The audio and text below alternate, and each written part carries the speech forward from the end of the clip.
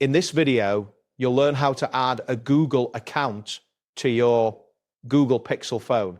By following these steps, you will successfully connect your Google account to your device, enabling access to various Google services. Begin by locating the Settings app on your Google Pixel phone.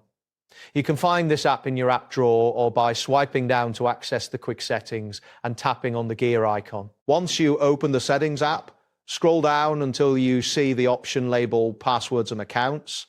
This section is where you manage all accounts associated with your device. Next, tap on Passwords and Accounts to access the account management screen. Look for the option that says Add Account. Before proceeding, ensure your device is connected to the internet, as this is essential for adding a new account.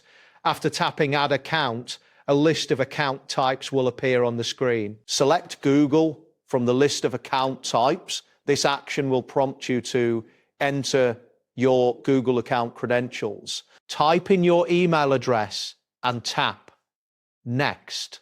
You will then be prompted to enter your password. Make sure that your credentials are correct to avoid any login issues. After entering your password, tap Next to proceed. Follow any on-screen instructions that may appear to complete the verification process. This could include two-factor authentication steps if you have it enabled. Once verification is successful, you will be taken to a screen where you can select what data you wish to sync with your Google account.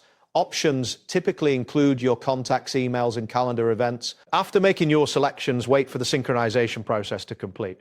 This may take a moment, depending on the amount of data being synced and your internet speed. Once synchronization is finished, you can check apps like Gmail to confirm that your Google account has been added successfully.